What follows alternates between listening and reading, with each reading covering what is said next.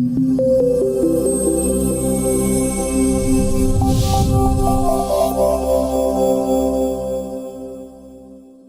students, so today we are going to start with a very interesting chapter of your physical chemistry, that is electrochemistry. Now let us just understand what electrochemistry is, correct? Okay, what it is, let us see. By the term electro, you can understand that there is something related with electricity, right? And with chemistry, well, we are studying chemistry itself. So the combination of something about electricity and the chemistry inside is electrochemistry in layman's language. But we have to understand how and why are we going to study this particular chapter. To begin with, I have written, see, energy undergo transfer as well as transformation of process. Now what does this statement means? We will get into detail after some times, but this is the very basic sentence that you need to remember while we do this entire chapter. Okay, energy, you all understand, right? Everything we do is a form of energy. I am teaching you, I have energy and I am utilizing it, and I am teaching you. Everything in this universe has some energy. Now using that energy, there is some transfer of energy. Okay, this transfer, this particular term, this particular term we will be, okay, you have studied this in your class 11th in your thermodynamics, right? In your, if you remember, okay, if you remember, you have studied it in thermodynamics about the transfer. When a reaction is happening, in your reactant side, in your product side, there is something going on, right? So you have studied about thermodynamics in your class 11th. Okay, if you don't remember, we will get into some whenever it is required, we will get into the details of thermodynamics. And as of now, you have to pay in mind to this term transformation process. Here in this chapter, you will be dealing with transformation process, that is, you will be using chemical energy, you will be having electrical energy, you will be understanding how chemical energy converts to electrical energy, how electrical energy converts to chemical energy, of which we will get into details after some time. So this is basically the unit that we need to understand, okay, and this is very interesting, and mind it, if you understand electrochemistry, your NEET, your JEE, you will be getting so many questions from electrochemistry, from Nernst equation, and many, you will be getting many terms here, Faraday's laws, you will be understanding about current, okay, you will be getting many questions from this particular unit. Also, when you study physics, okay, when you study physics or in your higher classes, if you continue with chemistry, okay, you will be doing many practicals related to it. So you need to understand, also you need to have a little knowledge about the chapter named as Redox reaction that you had in your class 11th. Okay, second book, first chapter. Understood?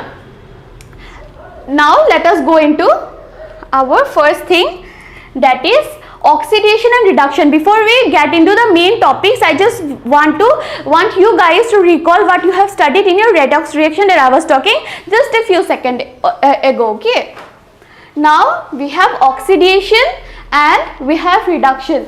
Now most of us get confused, right? Oxidation, reduction is hard to remember sometimes. Okay, so let us just recall it quickly. Okay, what is oxidation? Loss of electron. Loss of electron is oxidation. Okay, for example, you have zinc here. Okay, understood? Zinc is losing 2 electrons. Suppose you have a packet of chocolate, okay, you have dairy milk, you have 10 pieces of dairy milk into it. If you are eating 2 pieces, what do you have? You have 8 pieces, right? And 2 you have eaten it. So you are losing 2 pieces of dairy milk. Similarly, zinc also has electron. Let us not go into the electronic configuration, but you need to remember that zinc is losing 2 electrons. Hence, we are giving here +2 charge. What does +2 means? +2 means in normal days when you have +2, you understand that I am gaining something, right? If I have +2, that means I am gaining something. I might get 2 chocolate or I might get 2 mark extra. But in the language of chemistry, when you are having +2, it means you have lost something. You have lost something. If you have +2, you are having losing 2 electron. If you have +3, you are losing 3 electron. If you are having +4, you are losing 4 electron, and so on. Okay, so zinc is losing 2 electron. It is losing 2 electron. Understood? Zinc is losing 2 electron, and zinc from 0 it is gaining to +2 oxidation state. What is oxidation? Loss of electron is oxidation. Understood? Also, we have another definition that you have studied in your class 10 chapter number 1. Okay, gain of oxygen is oxidation and loss of hydrogen is oxidation. Now, how to remember gain of oxygen is oxidation and loss of oxygen is reduction? It's very confusing, right? Now, you see oxidation, O-X-I. Okay, see that word letter O. O is for oxidation, O is for gain. If you want oxygen, you will obviously want the letter O, right? So what is that? It is gaining oxygen, right? So you have to remember that if you are having oxidation, oxidation stands for O. You have to gain electron. That is in part of, you are not losing anything. It is, you are gaining something. What are you gaining? Oxidation is for O and your oxygen is for O. So you are gaining oxygen. Understood? Okay, so when you have oxidation, it is gain of oxygen, and when you are gaining oxygen, obviously you have to remember that you are losing hydrogen. Understood? So you are losing hydrogen. Oxidation, loss of electron, gain of oxygen, loss of hydrogen. Understood? Any doubt? I hope it is clear. It's just that you have to just quickly, you have to remember it every day. If you are trying to recall it every day, it will be very easy. Cakewalk for you, okay? Next, when you are, what is this? Increase in oxidation number. Now see, what is oxidation number and all these things, we will get into these stuffs. But what do you mean by increase in oxidation? Now see, you had 0 here, now you are having +2. Now what is this? You are having an increase in number. Though you are losing electron, but in terms of maths, in terms of simple maths, you are understanding that you have +2, which means from 0 you are getting to +2, right? That is increase in number. So what are we doing? Oxidation. So that is increase in oxidation number. Understood? Okay. Now, what will you call the species that is undergoing oxidation, right? If I am performing a dance, I will be called a dancer. I am teaching you, I will be called as your teacher. Now if zinc is undergoing something, what will zinc be called, right? The species which undergoes oxidation is reducing agent. It's just the opposite thing, okay? The species which will undergo oxidation, okay, we are having oxidation is happening here, and out of nowhere you will get reducing agent. When reducing agent come, only at that time you will be having your oxidation reaction will be going on. To remember, you have to just remember in a simple terms that whenever you see oxidation, and reducing agent will be taking part in that reaction, that will, what it will do, it will gain oxygen, or it might lose hydrogen, or it might lose electron. Understood? Zinc is changing its state from 0 to +2, which means its oxidation number is increasing, but it is losing electron. By the term it is losing electron, we understand that oxidation is taking place. Understood? Now we have reduction. What do we have? We have reduction. Okay. Now what is reduction? See, oxidation is clear, I hope, right? Oxidation is clear. Now we are getting into reduction. Now what is reduction? Reduction is gain of electron. In oxidation, if you are losing electron, in reduction what will happen? Obviously there will be gain of electron, right? Okay. So you are gaining electron, and when you are gaining electron, there is a decrease in oxidation number. Okay. You have, see, I have taken an example of copper 2+. Now copper 2+ means, when I told you in chemistry, when you see any plus, which means it lacks electron. Okay. Now see, copper 2+, copper lacks electron. Now what will copper do? Copper will gain electron. Okay, how it will gain, what it will gain, doesn't matter as of now. You just need to understand that when copper is gaining electron, okay, when copper is gaining electron, from +2 it is getting to 0. Now in mathematical term, +2 to 0, what does that mean? That means that a decrease in number, decrease in any mathematical number, that is decrease in oxidation number. As I told you, when 0 to plus 2, there is increase in oxidation number. Now from plus 2 to 0, what will it be?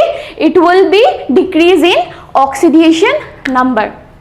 Understood? Now in our oxidation, whenever oxidation is taking place, if reducing agent is coming, so whenever reduction is taking place, obviously an oxidizing agent will be coming. Very simple, right? It's just the opposite. You just need to get into the flow, then it will be very easy. Understood? Okay, let me repeat once again. In oxidation, there is loss of electron, while in reduction, there is gain of electron. Understood?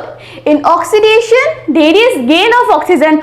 O for oxidation, O for oxygen, gain of oxygen. Okay, in oxidation, if there is gain of electron, if there is gain of oxygen, then in reduction there will be loss of oxygen. It's just the opposite. If you are giving here something, you are taking away from this. If you are giving here something, you are taking away from that. Okay, so there is gain. If here it is gain of oxygen, in reduction there is loss of oxygen. In oxidation, if you have loss of hydrogen, what will happen in reduction? Tell me.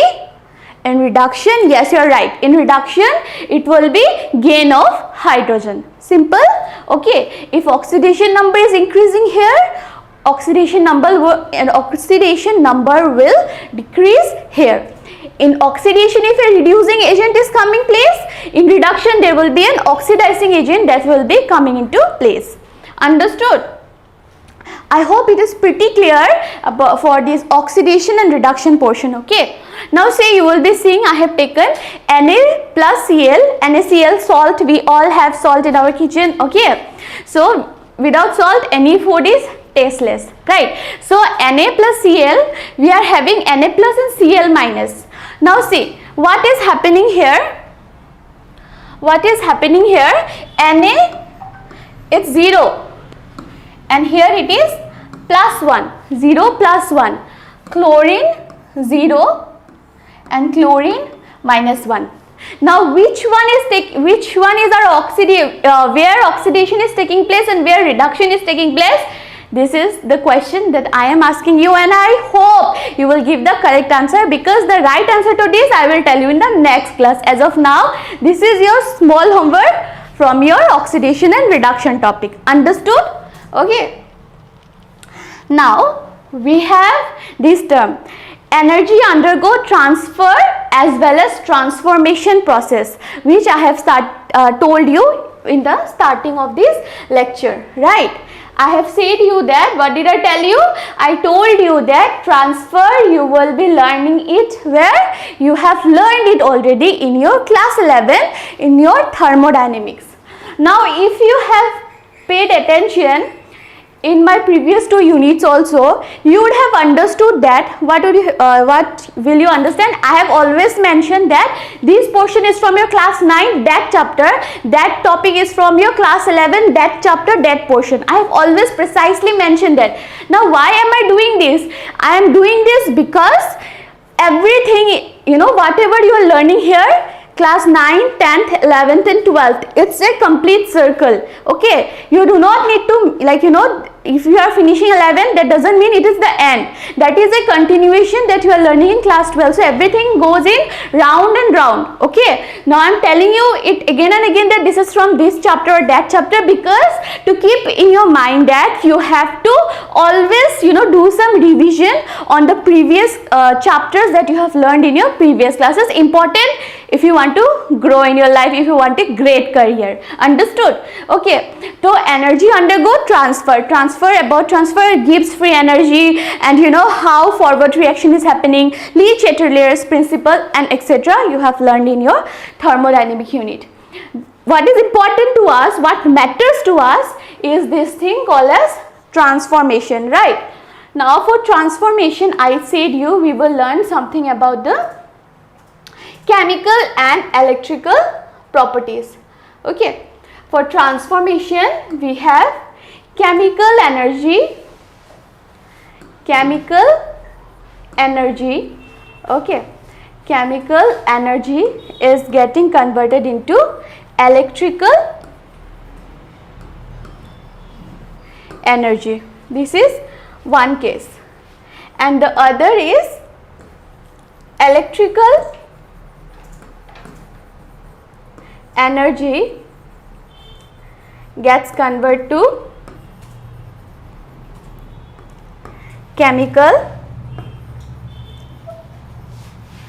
energy. Okay, this is a spontaneous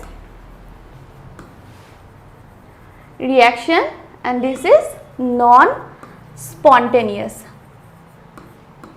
Now, what is spontaneous? What do you understand by the spontaneous? You know, in your class when you study, teachers might have said you, this girl is very active, that boy is very active. What do you understand when someone calls you an active person? That means you are too quick to do things. Like I am teaching you here, then I am walking front, I am moving this side, I am moving that side. I am very quick in doing these stuffs, right? I am an active person as of now, right? You are an active person as of now because you are paying attention and listening to what I am explaining to you. Now when I say spontaneous here, spontaneous means they are, you know, very active. In this case that we do not need to supply anything extra. They will do things on their own. Okay, which kind of things? Obviously from something from, they will be converting chemical energy into electrical energy. Okay. Not going into the depth as of now. Okay, so this is spontaneous. Spontaneous means khud ba khud. You understand, right? Khud ba khud means they will do on their own. Understood? And non-spontaneous means obviously this guy sleeps whole day. That girl is like always sitting in the bench and what does she do? She eats her tiffin and doesn't pays attention to my classes.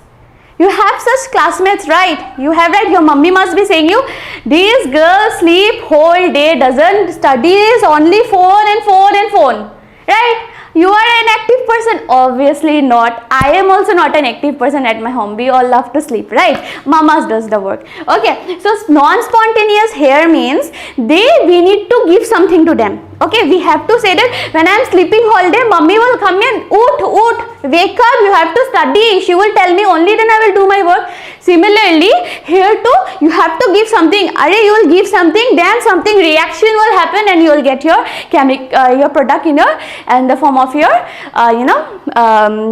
chemical energy. Okay, understood? Spontaneous and non-spontaneous term you have studied in your 11th, but I am sure you don't remember what is spontaneous. Some of you might, but many of you might not remember spontaneous and non-spontaneous.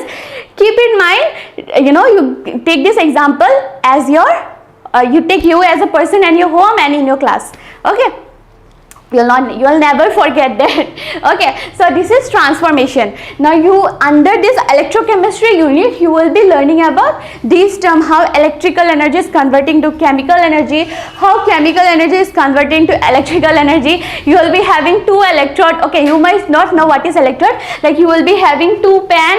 You will will dip under some solution. You will put a wire and you will have bulb lightening up. Okay, now we will all do magic. Okay, understood? So yeah, energy undergoes transfer as well as transformation process. Now I have an interesting story. We all we always think that why did the apple fall? If apple ही नहीं गिरा होता तो कभी पड़ना ही नहीं पड़ता.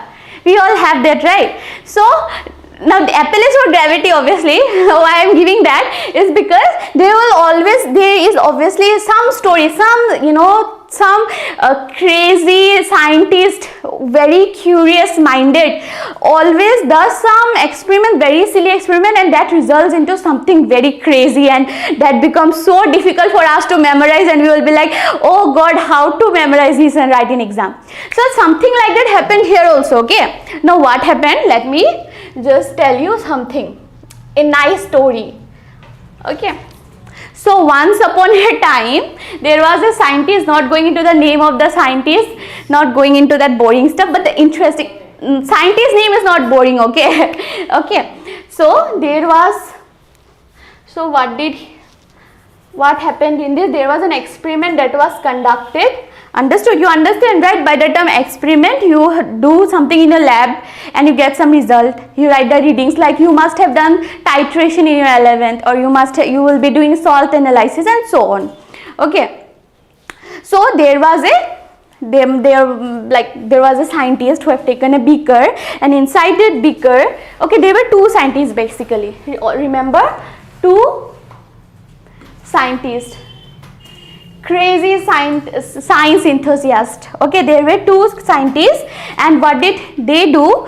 They have taken a beaker, okay, and they have poured some solution that was blue in color. Now in your 12th nobody will ask you that this solution is blue in color, tell me what it might be. But when you go to your college, if you are not able to tell what is the color of, why is the color of this solution blue, or what you have in your beaker, then though you are gone, your teacher will scold you, okay. But here this blue color solution is, you have taken CuSO4. Copper sulfate solution was taken in a beaker. Okay, now copper sulfate solution is blue in color. Okay, now let me make it nicely. Okay, there was a beaker, and inside that beaker they have poured some blue color solution. Understood? Some blue color solution. Now that blue color solution was of CuSO4, copper sulfate solution. Now what did they do? Okay, and they have dipped a rod. They have dipped a rod. Okay, they have dipped a rod. Like I had a glass, and inside that glass I have poured something blue color, and upon that I have placed my pen. Suppose, just imagine, okay, they have taken a beaker. In that beaker they have placed some blue solution, copper sulfate solution, and on the top of that they have placed zinc rod. Okay, now what did they observe? Okay, zinc rod. What did they observe? They observed that the color, okay, color of the solution started fading. The color of the solution started fading. What do you understand by this? Which means that the blue color, okay, the blue color was getting lighter and lighter and lighter. Okay, the color of the solution was fading. There was a decrease. Now if you have placed this rod, you have placed this, the size of the rod is this much. After some time what happened? This rod was, the size of the rod was getting reduced, and it became like this. Initially it was, I am making some imaginary line, okay, so that you can remember that actually the size was this much. Now when the time passed, okay, as time was gradually passing by, the size of the zinc rod became this much. Okay, that is the color of the solution started fading. This blue color was changing to light blue, and the zinc rod, okay, zinc rod was getting, the size of it was getting reduced. Okay, also the beaker, see, you have not placed any heat, you have not given any heat, you have not done anything in this world. Okay, you have just taken a beaker, you have poured CuSO4, you have placed the zinc rod. Now you see, suddenly it was getting warm. Array, this is magic, right? If you show it to a child, they will be shocked that, array, there is no heat, how can the beaker be warm? But here some magic was happening, that the beaker was getting warm. Okay, it was getting warm. Also there was, it was observed that some reddish PPT. You understand, right? When I say PPT, PPT stands for precipitate. What is precipitate? If you have seen tuna, right? You know tuna, okay? If you have seen it, when you keep in water, after some time, first it will be, in the completely diluted with the solution. After some time you will see that it's settles down, when in the cup or wherever you have kept it, and it will settle down, and you will have a layer of white color. That is your tuna. Okay, that is your precipitate of the thing that you are using. So it was observed that some reddish type of PPT was observed. Okay, so what is happening here? After some time, what was happening? This rod was getting reduced. There was some PPT. Color of the blue color solution was getting fade, and the beaker is getting warm. Now what happened? Understood? I will tell now what happens. Okay. Now what does this mean? Suddenly there you are not providing anything, they are automatically, the size is getting reduced, automatically the beaker is getting warm. So obviously there is some kind of reaction that is taking place, right? There is some kind of what? There is some kind of reaction that is, there is some kind of reaction that is taking place here. Okay, so now when they have studied, okay, now obviously two crazy, intelligent scientists, curious scientists were studying it. Now when they started studying, okay, now when I said you some red PPT was observed. So when they started what? They started studying the red PPT. Okay, now when they started to study the red PPT, what did they understood? They understood that zinc rod, no, that zinc rod, they were studying the red PPT. Now red PPT, they thought that, what did they thought? They thought that that red PPT, what did they understood? They understood that the red PPT that was getting accumulated, this was ZnSO4, zinc sulfate. They thought that this is zinc sulfate, okay, and predicted a reaction as Zn plus. They thought that you are placing something of zinc, you are placing a zinc rod. They thought that there you have CuSO4 in a solution and placing zinc, so zinc plus CuSO4 they are getting reacted and they are forming Cu2 plus ZnSO4, and they thought that this particular reaction was happening here. Okay, they thought that in your beaker this particular reaction is taking place, and because of which you are getting this red PPT of ZnSO4. Clear? Okay, now just let us get a quick recall.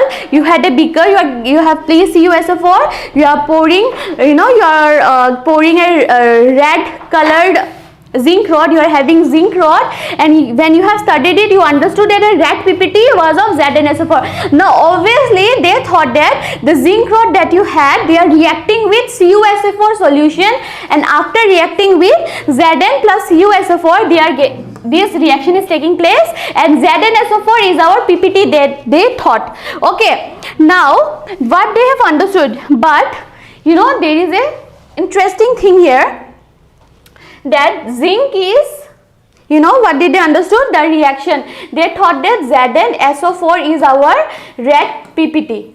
Okay, red precipitate is, what is this? This was the red precipitate that was forming in our beaker. Okay, but when they have, studied in more detail about ZnSO4, they have understood that ZnSO4 this is soluble in water. They have understood that it is soluble in water, it was soluble in water, and its color is not reddish brown. Okay, so they have understood. See, initially they thought that you are giving zinc, you have CuSO4, then simply the thing is that they are reacting and forming ZnSO4, and they thought that if ZnSO4 is forming, then the red PPT is of ZnSO4, and they thought that ZnSO4 has the color reddish brown. Okay, now when they have studied, and obviously you cannot just tell that this is ZnSO4 and everybody will agree, you have to do some more reaction, you have to study it in more detail. Now when they have studied in more detail, they have understood that ZnSO4 is actually soluble in water. If that is soluble in water, then how will they dissolve properly, then how comes they are getting red PPT? So they have understood that red PPT, that red PPT is not of ZnSO4, which means that ZnSO4 is not soluble in water. So if it is soluble in water, if it is soluble in water, then there is no power in this earth that can make the color of ZnSO4 red. So that will be something else. Understood? So they thought that this PPT cannot be of ZnSO4. Okay, then when they studied in more detail, they have come to the conclusion that this reaction was taking place. Zn plus CuSO4 plus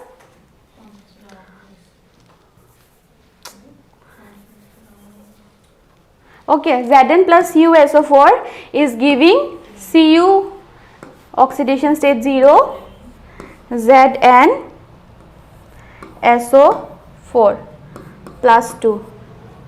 Okay, here we have 0 and here copper is of plus 2.